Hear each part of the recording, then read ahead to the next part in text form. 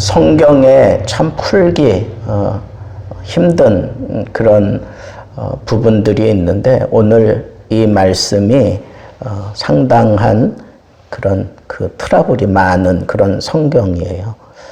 이렇게 청지기가 있어요. 근데 주인에게 소식이 들리기를 주인의 것을 가지고 재물을 낭비하는 거예요. 그러니까 주인의 재산을 축내고 있는 거잖아요. 그러니까 주인이 불러다가 이제 너 그동안 네가 관리하던 장부책을 나한테 주고 너 이제 가라, 나가라 이거죠. 그러니까 청지기가 생각할 때 내가 이제 잘리고 나면 근데 살아갈 방도가 뭐냐 이거예요. 살아갈 방도가. 자기는 뭐 이거 외에는 뭐 다른 거 해보지도 못했고 할 수도 없고 빌어먹자니 부끄럽고 궁리하다가 이렇게 하면 되겠다. 아직은 그 회계장부가 자기한테 있는 거예요. 그러니까 이걸 가지고 주인에게 빚진 사람들을 다 불러들인 거. 하나씩 하나씩 다 불러들여서 얼마 빚졌냐? 억이다. 그래? 5천만 원이라고 써라. 이거 완전히 그 증서 위조잖아요. 이거 증서 위조고. 그리고 주인의 것을 가지고 자기가 그렇게 함부로 막 할 수도 없는데 막 지금 그렇게 하는 거예요. 근데 빚진 사람들이 이게 턱없이 이건 갚으려고 하면 이건 도무지 엄두가 나지 않는데 그냥 막 그렇게 50% 어떤 경우는 뭐 80% 막 이렇게 막 잘라주고 갚을 수 있는 어떤 그런 용기도 주고 그리고 이 정도면 나도 조금 더 노력하면 갚을 수 있어 막 이러면서 막 갚아오는 거예요.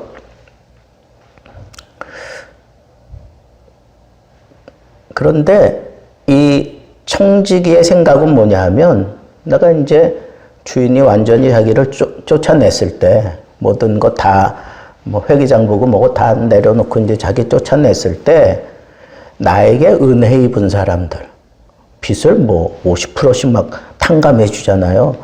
그 은혜 입은 자들이 자기를 무시하지 않을 거다 이거예요. 근데 그 당시에 역사적인 그 배경, 그 관습 이런 것을 우리가 이제 이해를 해야 돼요. 그런 은혜를 입은 사람을 유대인 사회에서는 절대로 그냥 공수로 보내지 않아요. 그리고 자기 집에 깍듯이 모셔서 그렇게 대접을 해요. 어딜 가도 다 자기를 대접할 수 있는 그런 일을 그냥 쫙 해놓은 거예요. 그리고는 이제 주인이 뭐 자르면 뭐 나가면 되지 이제 이렇게 되는 거예요. 근데 그 모습을 주인이 가만 보면서 이 친구가 상당히 지혜롭게 일처리를 했다는 거예요. 지혜롭게 일처리를 했다. 부자는요. 엄청난 부자예요. 근데 가만 보면 이 부자는 고리대금업자는 아닌 것 같아요. 부자는 그러니까 모든 그 동네 사람들에게 뭐 다 그냥 다 빌려준 것 같아요.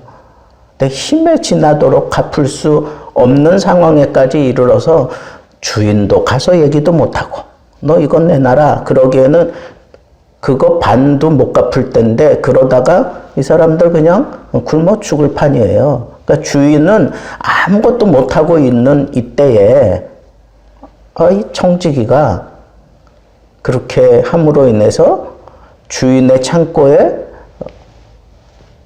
다시 쌓이는 거예요. 쌓이고 주인에게는 결정적으로 뭐가 주어지는 겁니까? 예? 그 빚을 진 사람들이 다 주인을 이 주인은 참 자비롭다. 참 통이 크다. 그러니까 주인이 뭘 얻어요? 그 동네에서 명성을 얻고, 그리고 어딜 가도 대접을 받을 수 있는 그런 입장이 돼버린 거예요. 그러니까 주인이 생각할 때 자기 재산 충난 거보다 이 사람이, 이 청지기가 이런 일을 함으로 인해서 주인에게 돈으로 살 수 없는 그 명예와 그런 권위와 뭐 그런 걸 그냥 다 준 결과가 되는 거예요. 그럼에도 불구하고 이 주인이 이 청지기를 칭찬했다라고 하는 것은 칭찬까지는 뭐 할 필요가 있나, 그죠? 청지기가 뭐 자기 것으로 한 게 뭐가 있어? 그리고 주인의 것을 축내면서 이런 일거리를 만든 건데, 그러니까 이 본문에 대해서 사람들이 자꾸 이제 기독교가 이런 건가? 뭐 이제 그렇게 하면서 오해를 많이 했어요. 실제로 4세기 경에는 그 예수님의 이 말씀을 가지고 로마의 율리아누스라고 하는 사람이 이 비유를 가지고 예수의 제자들은 거짓말쟁이다, 도둑들이다, 고귀한 로마 사람들은 이런 부패한 기독교 정신을 거부해야 한다라고 그렇게까지 얘기할 정도로 이건 조금 모순이 있다는 거예요, 이 비유 자체에. 그래서 오늘날 학자들도 이 본문을 가지고 설레하는 거예요. 이 사람은 이렇게 해석하고 저 사람은 저렇게 해석하고. 그런데 이 본문 말씀을 가지고 저는 그 당시의 시대 상황에 그런 관습, 이런 것들을 연계해서 제가 앞부분 그렇게 이제 설명을 한 거예요. 이 청지기가 주인에게 칭찬 들을 수 있었던 것은 주인으로서는 할 수 없었던 일을 이 청지기가 해냈다는 거예요. 주인은 사실상 그 재산이 뭐 많고 적고 이런 걸 따지는 분이 아니에요. 주인은 돈으로만 사는 사람은 아니라는 거예요. 그보다 더 소중한 게 뭐예요? 명예예요, 명예. 그런데 자기가 아무리 돈을 그렇게 뭐 다 빌려주고 뭐 자비롭게 다 했지만 모든 사람들이 돈 빌려간 사람이 자기에게 야, 참 대단한 분이다. 참 자비로운 분이야. 넉넉한 분이야. 통이 큰 사람이야. 뭐 그러면서 칭송하지는 않았어요. 돈은 뭐 다 뿌렸지만 칭송 듣지는 못했다고. 그런데 이 청지기의 이 기지, 이 꾀, 자기가 살고자 하는 이 어떻게 보면 편법이죠. 이 편법을 통해서 주인에게 오히려 주인이 돈을 가지고 살 수 없는 이런 것들을 얻게 되었다는 거예요.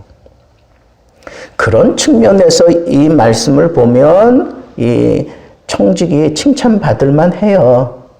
사실은 자기를 위해서 그렇게 한 거예요. 주인을 위해서 그렇게 한 것도 아니라고요.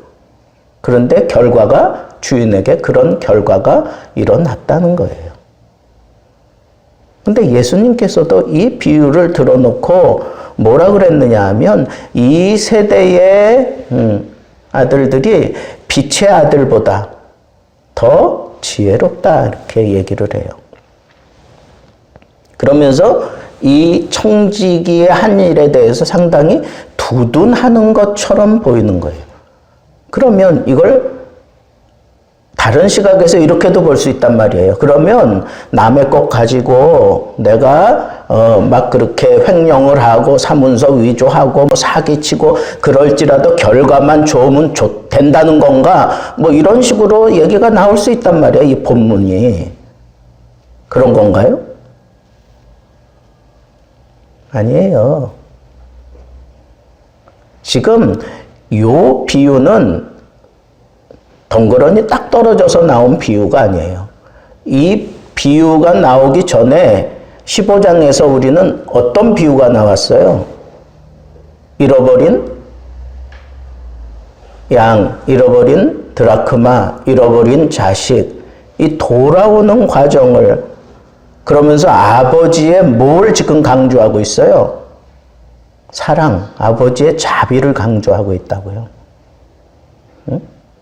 청지기가 이 불의한 청지기처럼 이렇게 주인의 어떤 축을 내는 일이 이런 일들만 축을 내는 게 아니잖아요.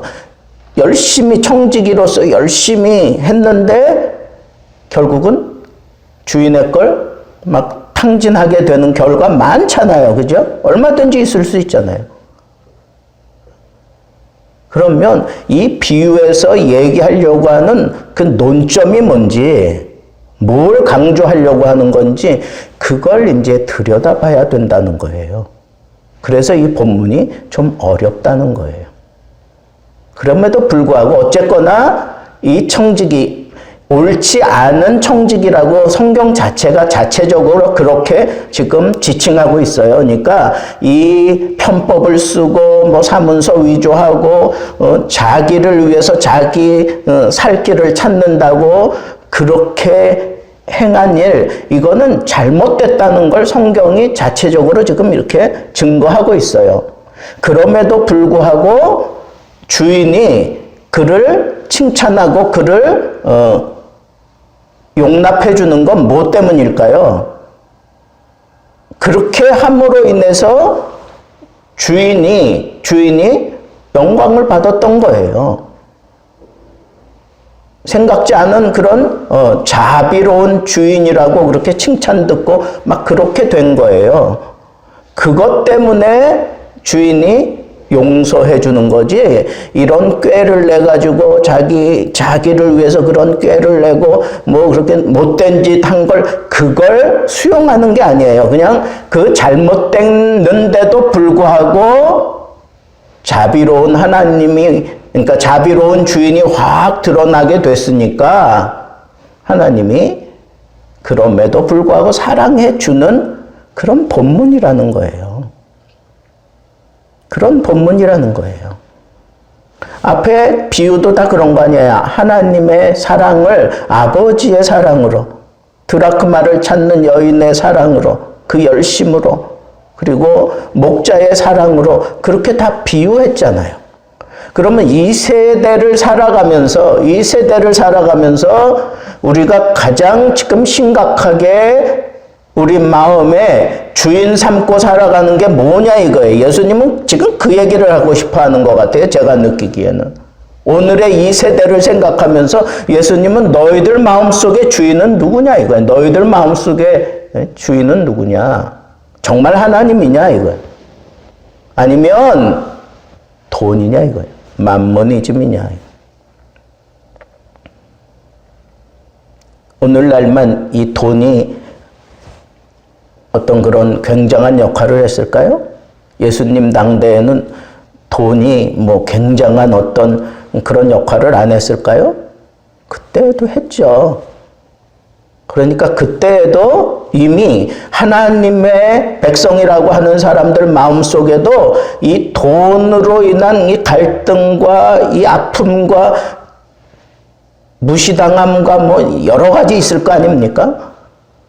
그런 게 돈이 지배하는 세상이라는 것. 지금도 마찬가지고 예수님 당대에도 마찬가지였어요. 그러니까 예수님께서 어쩌면 그 인간의 깊은 그 심정을 그냥 찔러 흔들어대고 있는 그런 비유이겠다 하는 생각까지 들게 만든다는 거예요. 그러면서 예수님이 지금 너희들이 마음에 담고 있는 실질적인 주인이 누구냐 이건. 실질적인 주인이. 이처럼 이 불의한 청지기처럼 세상의 주인, 세상의 주인 역할하고 있는 그 맘모니즘을 위해서는 편법을 쓰고 이 세대의 어떤 법을 따라 자기 살 길을 마련해 가는 그런 지혜를 발휘하는데, 하물며 하나님의 백성된 너희들이 이 세상을 살면서 왜 이 지혜를 발휘하지 못하느냐 이거예요. 왜 너희들이 이런 지혜를 제대로 발휘하지 못하는지 아느냐? 그러면서 우리 주님이 거꾸로 이렇게 뒤집어서 우리에게 보여주는 게 뭐냐면, 너희들 마음속에, 하나님의 자녀라고 하는 너희들 마음속에 하나님 외에 이 맘모니즘이 들어가 있는 거, 그것 때문에 너희들이 방향도 잘못 잡고 그리고 행동도 지금 제대로 하지 못하고 있는 거다. 이거 바로 정리해야 된다라고 하는 것을 조금만 우리가 지혜를 가지고 풀면 풀릴 수 있어요. 그러면서 13절에 그랬잖아요. 너희가 이 재물과 하나님을 겸하여 섬길 수 없다라고 분명하게 얘기했단 말이에요. 그러니까 오늘날 이 시대를 향해서도 우리 주님은 지금 하신 말씀이에요, 이게. 그 당대에도 그렇지만 지금도 마찬가지고, 천국이 도래할 때까지 이 맘모니즘은 계속 믿는 자들의 그 마음속에 파고들어가서 막 뿌리채 흔들어 놓고 있는 그런 아주 못된 짓을 할 게 뻔한 거예요. 그러니까 우리 주님이 정말 이 세대의 청지기들도 지혜를 발휘해서 자기 살 길을 찾아가고 미래를 열어가는데 너희들 어떻게 할 거냐 하는 그런 질문을 던지는 거예요. 이거 제대로 정리하지 못하면 우리는 지혜롭지 못한 청지기로 하나님께도 인정받지 못하고 이 세상에서도 따돌림 받을 수밖에 없다는 걸 우리는 빨리 캐치해야 돼요. 자, 그러면 우리 주님께서 요구하시는 이런 문제들을 우리가 이제 아주 간략하게 정리를 좀 하겠습니다. 뭘 정리해야 되느냐 하면, 먼저 우리 예수 믿는 사람들이 이 세대의 아들들보다 지혜롭지 못하게 사는 이유가 뭔가? 그 사람들은 재물을 통해서 자기 욕심껏 하여튼 어떻게 해서라도 자기 살 길을 찾아가요. 싹 찾아간다고. 근데 예수 믿는 사람들은 그럴 수가 없어요. 이 불의한 청지기처럼 그런 못된 짓을 하면서 하나님의 영광을 위해서 내가 살겠다, 이런 얘기 할 수 없다는 거죠. 세상의 것을 가지고 너희들이 작은 일이야. 그 세상의 것은 작은 일이에요. 근데 그 작은 일에도 너희들이 충성을 하지 못한다면 큰 걸 어떻게 할 수 있느냐. 예수님이 그렇게 말씀하신 거예요.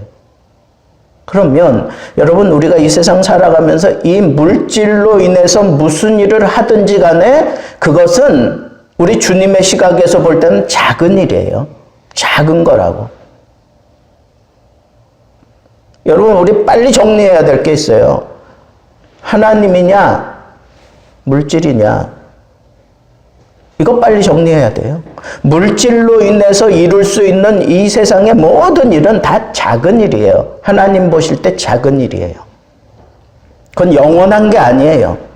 그건 일시적인 거예요. 이 땅에서만 그게 통용되는 거예요. 천국에 가서 그 원리가 그대로 되겠어요? 아니잖아요. 그리고 천국에서 칭찬하는 사람은 물질로 인해서 어떤 일을 한 것보다 그 물질을 가지고 하나님을 영화롭게 한 걸 칭찬하는 거지, 물질을 가지고 많은 사람들을 도와주고 많은 사람들에게 어떤 혜택을 주고 뭐 업적을 남긴 거, 그거는 작은 일이에요. 천국에서는 큰 상을 받아야 돼. 큰 면류관을 받아야 돼요. 그거는 그 물질을 가지고 하나님을 위하여 하나님의 사업을 하고 하나님의 영광을 드러내는 그런 일을 해야 되는 게, 그게 큰일이고, 하나님께서는 물질을 어떤 사람에게 맡기느냐? 작은 일에 충성한 자에게 맡기는 거예요. 그러니까 우리가 이 세상에서 이 물질을 가지고 인정받아야 돼. 세상 사람들과 견주어서 인정받아야 돼요. 방법을 그 사람들처럼 하라는 게 아니에요. 내가 이 물질을 가지고, 그 사람들은 악한 길로 갈지라도 우리는 정직한 길을 가고 순결한 길을 가면서 이 물질을 붙들고 씨름하는 거예요. 그게 중요한 거예요. 그래서 이 작은 일에 인정받으면 하나님께서 큰 일을 맡긴다는 거예요. 우리가 이 세상 살아가면서 세상 사람들과 경쟁해서 지면 안 돼요. 이 사람들보다 뛰어나야 돼요.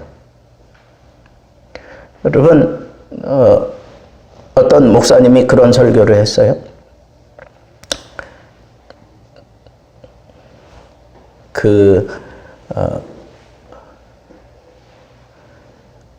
자본, 국부론을 이제 썼어요. 벤자민 프랭클린이 국부론을 써가지고 그걸 받은 사람들이 자유경제주의를 받아들인 거예요. 근데 그 국부론은 이 개신교의 어떤 사상가인 칼빈, 쥐잉글리, 루터, 이런 사람들의 사상을 받아들이고 그것으로 인해서 국부론을 쓴 거예요. 그러니까 나라가 부해지려면 이래야 된다 하는 그런 논지로 써내려갔는데, 그걸 이 지구의 모든 나라들이 받아들여서 자유경제체제에서 나라를 이끌어간 나라들은 다 부한 나라들이 됐어요. 근데 약 한 100여 년 지나고 난 이후에 우리가 잘 아는 자본론이 나와요. 칼 마르크스에 의해서. 그래서 이제 이 공산주의가 되잖아요. 이거는 반대예요, 반대. 국부론의 사상하고는 반대 개념이에요. 근데 이걸 받아들인 게 공산주의인데, 이걸 받아들인 나라, 사회주의, 공산주의, 이 나라들은 다 못 사는 거예요. 그게 역사가 그렇다는 거예요. 이걸 또 연구한 사람이 있어. 그래서 이런 연구를 통해서 이 물질을 가지고 어떻게 살아가는지 그걸 연구했대요. 그랬더니 개신교 사람들이 빨리 정착하고 빨리 부자가 되고 그리고 잘 살게 되는, 이게 그 사람이 논문에다가 그렇게 쓴 거예요. 이거는 상대가 안 된다는 거예요. 캐톨릭도 못 따라오고 또 저 유물론자들은 더더욱 따라오지도 못하고 이제 이런 일들이 일어나는 거예요. 여러분, 저는 그 말씀이 맞다고 생각해요. 왜? 오늘 말씀에도 보면 이 물질의 가치를 어디에 두고 사느냐에 따라서 그 사람의 삶의 모습이 결정나는 거예요. 그래서 재물에 대한 이 가치를 분명히 해야 돼요. 오늘 본문에서 우리가 빨리 건져야 되는 것은 재물의 가치관이에요. 이 재물을 통해서 내가 어떤 업적을 이루고 내가 부자가 되고 내가 뭔가 힘을 얻고 이런 관점을 가지고 이 재물에 대한 가치관을 쌓은 사람들은 다 무너져요. 반면에 이 재물을 가지고 내가 선하게 사용하고 그리고 좀 더딜지라도 순결하게 그걸 지켜가고 그 영적인 그리고 도덕적인 그런 것들을 지켜가면서 물질을 이렇게 불려가기 시작하면 하나님이 길을 내시고 하나님이 도와주셔서 풍성하게 된다는 거예요. 그리고 아예 삶 자체가 그렇게 변하는데 그 동일한 원리가 뭐냐? 모든 사람들의 그 동일한 원리가 뭐냐? 이 물질을 통해서 하나님을 영화롭게 하겠다는 거예요. 하나님을 영화롭게 하겠다. 물질의 가치를 거기에 두었다는 거예요. 그리고 그 물질의 가치를 거기에 둔 사람들은 이 물질로 말미암아 우리가 하나님을 영화롭게 하는 그런 삶을 살아가기 위해서 이 물질이 우리에게 주는 그런 몇 가지 축복이 있어요. 첫째는 우리의 마음을 정결케 해요. 여러분, 물질관이 확실해지잖아요? 그러면 그 물질로 말미암아 내가 나 자신을 더 정결케 하려고 그렇게 애를 쓰면서 살아요. 이 물질이 상당히 강력한 힘이 있고 우리를 사술의 죄에 끌고 가는 그런 힘이 있다는 걸 알기 때문에 이 물질로 말미암아 우리의 마음이 많이 흔들리는데 이 재물관이 분명하면 내가 그 테스트에서 이긴다는 거예요. 이길 수 있다는 거예요. 둘째 축복은 이건 하늘의 축복이라는 거예요. 이게 무슨 얘기냐? 모든 물질은 하나님으로부터 온다는 거예요. 다 하나님이 나에게 주신다는 거예요. 내게 있는 이 모든 것 다 하나님께로부터 왔다는 거예요. 그리고 하나님이 나에게 주신다라고 하는 이 믿음이 있기 때문에 우리는 어떤 자리, 어떤 상황에서도 우리는 하늘을 바라볼 수 있고 그리고 꿈을 가질 수 있고 하나님이 주시기만 하면 나도 할 수 있다고 하는 그런 큰 비전을 가질 수 있다는 거예요. 야곱을 보세요. 그가 여기가 하나님 계시는 곳이다 라고 하는 깨달음을 얻고 난 다음에 하나님 앞에 서원하잖아요.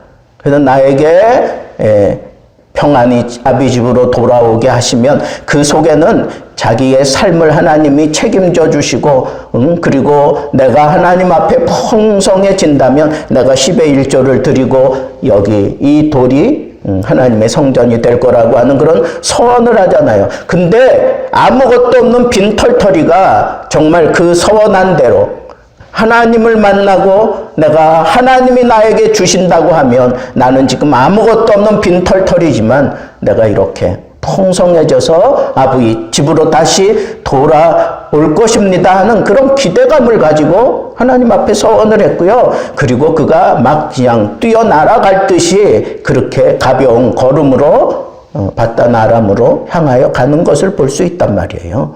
물질의 지배를 받지 않고 하나님이 나에게 주시는 거다. 하나님이 주시는 거니까 나는 이 재료에서 출발을 해도 나는 언제나 당당하게 할 수 있다 하는 그런 믿음을 가지고 할 수 있다는 거예요.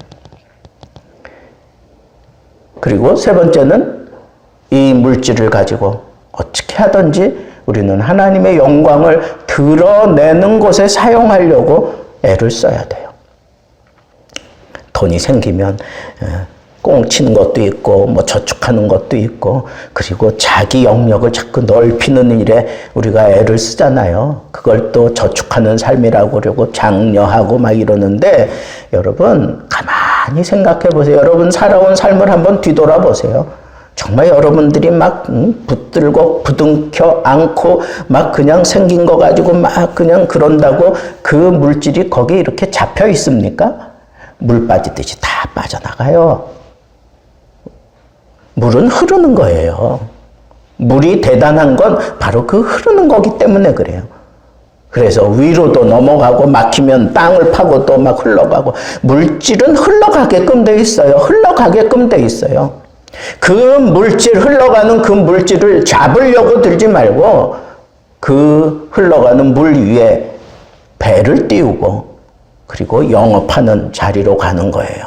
큰 바다로 나가서 시편 107편에 있는 말씀처럼 큰 바다로 가서 거기서 뭐 많은 그런 어려움과 괴로움 다 겪을지라도 뭐 이력 편주와 같은 그런 상황에 들어갔을지라도 내가 무기가 있잖아요. 여호와께 부르짖으면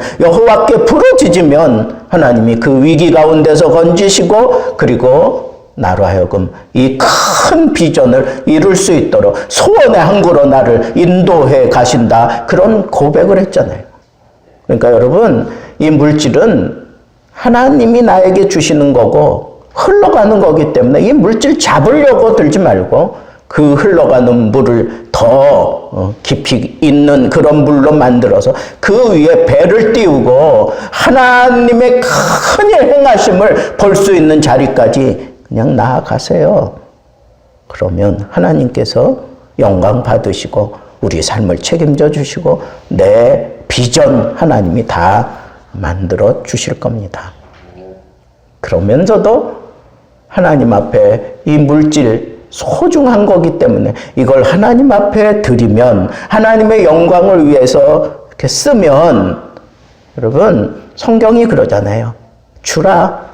그러면 내가 흔들어 넘치도록 너희에게 부어주리라. 이게 하나님의 물질관이에요. 그리고 하나님께서는 그렇게 사는 사람들, 하나님의 영광을 바라보며 하나님의 뜻대로 그렇게 살아가려고 그렇게 모든 것들을 정하고 그냥 빈털터리처럼 그렇게 지켜가는 청지기에게 하나님께서는 물질 얻는 능을 주셔요. 물질 얻는 능도 주셔요.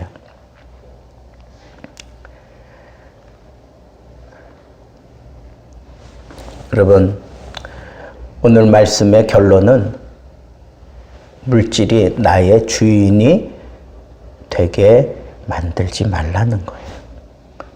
물질 대단한 거예요. 그러나 이 물질로 인해서 가치관을 분명히 하세요. 내가 물질을 사용하고 내가 물질을 지배하는 거지 물질이 나의 주인이 되어서는 안 돼요.